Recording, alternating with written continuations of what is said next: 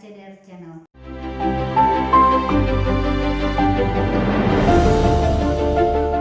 Kali ini saya juga kedatangan tamu, yaitu Christine yang merupakan salah satu leader di AFC juga.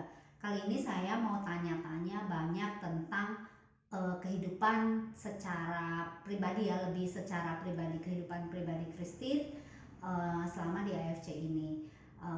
Din, mungkin saya tanya dulu ya, awalnya kenapa sih Christine memutuskan untuk join di AFC ini? Boleh diceritain nggak ke teman-teman? Ya, kalau ditanya kenapanya, saya juga mungkin di awal mungkin berbeda dari yang lain ya. Karena saya di awal bukan lihat produknya utama sebagai yang utama dan juga bisnisnya, tapi saya melihat visi misi perusahaan. Saya melihat bagaimana hati perusahaan ini untuk menolong banyak orang tuh, apalagi saya kebetulan kenal dengan ownernya, itu yang membuat saya terharu gitu. Yang membuat saya, karena gini, saya sebelumnya pernah menjalankan produk sistem yang sejenis networking, yang kita tahu semua sistem networking itu income-nya pasti ada dan produknya rata-rata pasti bagus gitu. Cuman ini beda buat saya. Akhirnya saya mungkin saya merasa terpanggil juga untuk masuk di sini. Di situ saya mulai mau coba di awal, tapi lama kelamaan ketika saya pelajari, barulah saya pelajari produknya itu ternyata amazing gitu buat saya. Ini luar biasa ya, ini core banget dari sebuah kesehatan untuk kesehatan kita tuh, ini intinya gitu. Dari situ terus secara sistem bisnisnya saya melihat kok sistem bisnisnya itu nggak buat saya ya, karena saya udah pernah menjalani beberapa Network ya? ya gitu. Jadi buat saya tuh cukup oke gitu, dalam arti semua nggak ada yang namanya nggak kerja dapat uang. Tapi di sini kok ketika kita nggak melulu harus jualan gitu. Ini yang menarik sih buat saya, nggak melulu harus jualan dan sistemnya malah cukup, kayaknya perusahaan mempermudah gitu untuk kita dapat bonus. Dan kayaknya kalau boleh ngomong berlebihannya gitu ya, kayaknya ketika masuk di sini tuh kita dikelilingin sama bonus, kesini bonus, kesini bonus, kesini bonus kayak gitu. Oke. Jadi awalnya karena mungkin visi misi dari perusahaan ini jelas ya, membangun wadah yang berintegritas, dan kemudian juga kita tahu owner-ownernya memiliki hati dan integritas yang luar biasa ya. Nah, kan sekarang kita lagi COVID-19 pandemi. Nah, di masa pandemi ini terpengaruh nggak sih, maksudnya secara pendapatan gitu? Christine gimana? Ya, justru saya selama COVID, kalau bisa dibilang saya harus banyak-banyak bersyukur sama Tuhan ya, kenal AFC. Kenapa? Kita semua tahu ya, dalam kondisi seperti ini yang perusahaan yang bisa bilang kuat, posisi yang dianggap kuat pun ternyata nggak mudah, bahkan mulai ada banyak perusahaan besar berjatuhan. Tapi saya nggak nyangka semasa COVID ini justru income saya naik terus gitu. Bahkan dari dibanding saya awal join saya kan sebelum pandemi itu kalau bisa dibilang udah naik mungkin ada 8 kali lipat gitu. Wow. Ya saya sampai terharu lah, saya menangis. Saya ngeliat luar biasa gitu, karena ini benar-benar menyelamatkan keuangan kami. Apalagi kalau yang pernah dengar video saya sebelumnya itu kan, saya memulai bisnis ini di saat waktu itu kondisi keuangan kami lagi hancur gitu, bisa dibilang lagi hancur lah gitu, karena ya lagi sulit sekali lah gitu, sampai udah bisa dibilang banyak hal yang harus kita korbanin demi menyelamatkan keuangan keluarga. Tapi dengan adanya bisnis ini, justru apa yang kemarin saya kalau hutang dan lain-lain yang nggak kebayar dulu, malah yang ada tiap bulan nambah hutang. Setiap bulan tuh pasti hutang saya bertambah. Melalui bisnis ini hutang saya bersyukur sekali selama 2 tahun bertambah terus, malah bisa udah nyaris 80% lunas semua gitu. Ya saya bersyukur banget ya, terharu banget lah gitu. Jadi saya di sini sharing bukan mau ada maksud untuk menyombongkan diri atau apapun, saya cuma mau sharing. Dan saya merasa kalau dia berharap bisa sharing, saya bisa membantu lebih banyak orang. Siapa tahu ada yang mungkin jalannya bisa ditetapkan juga sama dengan saya di AFC, bisa kita bareng-bareng untuk bisa menyelamatkan ekonomi keluarga kita.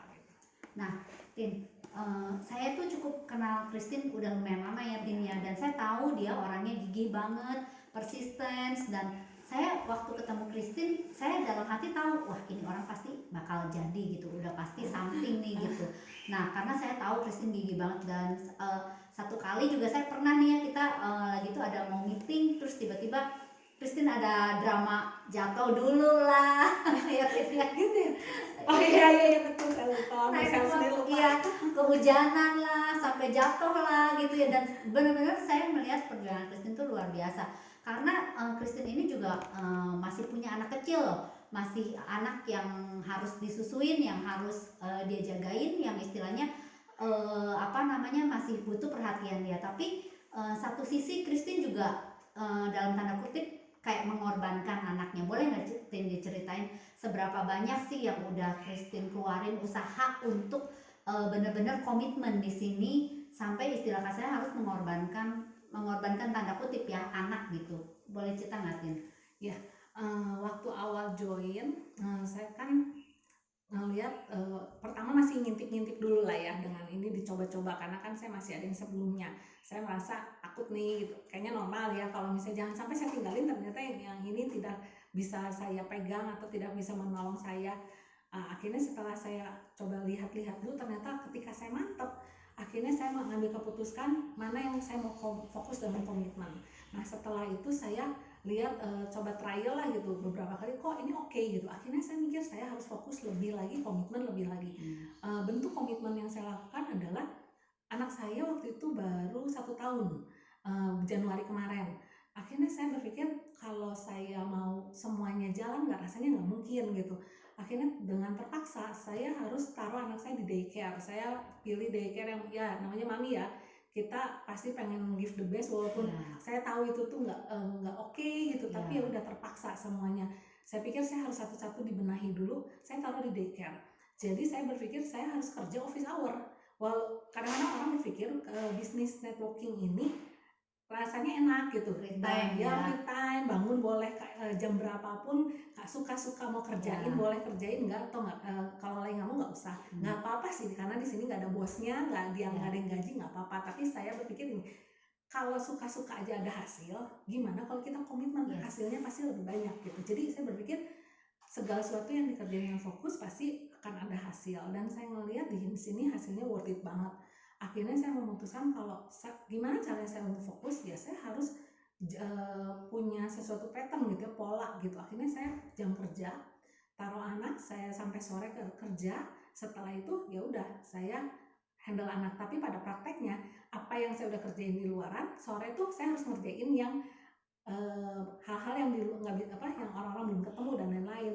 Akhirnya anak saya mulai keteteran. Terus akhirnya nggak lama pandemi, sebulan saya bisa nitip anak, sebulan setengah ya, sebulanan lah. Itu bulan Februari ya, Februari tanggal 11 saya ingat banget. Februari saya naruh anak saya.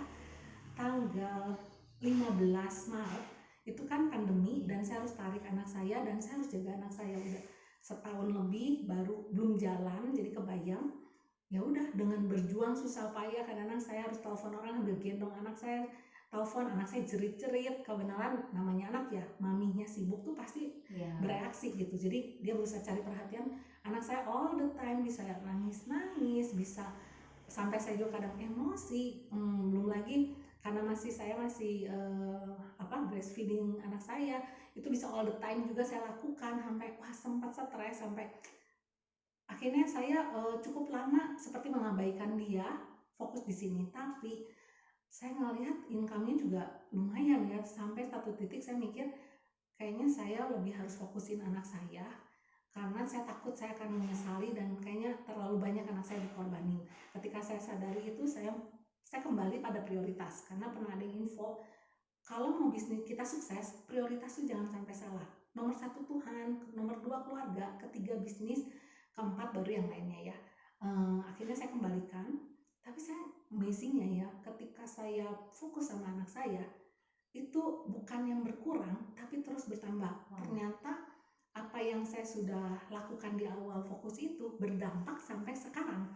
Jadi beberapa lama saya tetap kerjain, bukan artinya saya nggak bekerja, saya bina tim saya, tapi buahnya itu malah yaitu hari ini income saya udah bisa sampai situ, padahal kalau mau ngomong saya lebih banyak waktu saya buat anak. Saya paling hanya ngelakuin fokus yang benar-benar fokus 1 jam 2 jam udah seperti itu. Jadi ya bersyukur banget ya ada di sini. Kalau nggak ada saya juga nggak bisa ngomong gitu. Jadi ya saya keuangannya jadi aman, terus anak saya juga udah bisa diamankan gitu sekarang. Luar biasa ya Tin. Jadi saya juga tahu perjuangan Christine nggak mudah, bahwa sukses itu bosnya adalah diri kita sendiri. Dalam arti itu kan pilihan, bahwa istilah kasarnya kita nggak adalah namanya financial, maksudnya time freedom gitu ya, bener ya.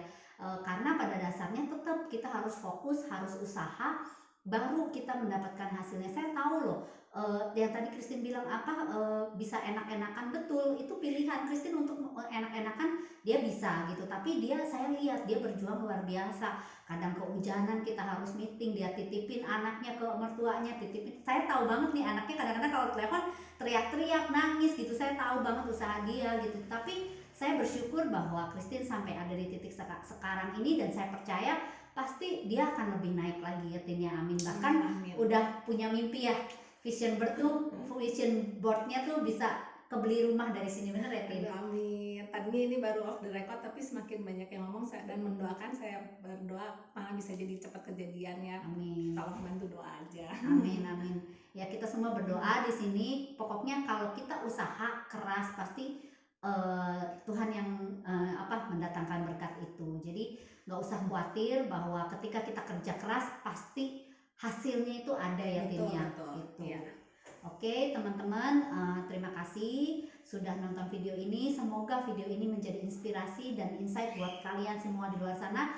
Jangan pernah berhenti untuk menyerah, jangan pernah berhenti untuk mencoba, karena kegagalan, karena semua kesusahan itu pasti kita akan memetik hasilnya gitu. Saya melihat sendiri bahwa ini terjadi juga sama Christine ya Tin ya gitu. Sekarang dia sudah istilahnya bisa sedikit membayar hampir 80% ya, hutang-hutangnya udah terbayar, dan anaknya pun sekarang udah lumayan bisa dia handle. Dan ke depan saya yakin kita semua teman-teman di luar sana juga pasti bisa maju, bisa sukses asal kita kerja keras. Betul. Ya Tin ya. Bonus nggak nyangka juga dapat tiket. Iya. Bonus luar biasa. Ya, dapat achieve juga, dia udah dapat achieve 1 tiket ke Dubai. Yes, Ya Tin ya. biasa. Dan ini benar-benar saya bangga, saya juga terharu banget bahwa Christine nih luar biasa perjuangannya tuh ada hasilnya. Saya lihat dari dia nol, bahkan 2 bulan loh, selama berapa bulan, entah puluhan kali dia ditolak orang, bahkan udah mau balikin barangnya ke saya. Tapi ternyata ketika kita nggak pernah lelah, Tuhan buka jalan. Betul. Ya. Oke, teman-teman, yang penting kita do the best and let God do the rest. Thank you sudah menyaksikan video ini. Sampai ketemu di video-video selanjutnya. Bye bye.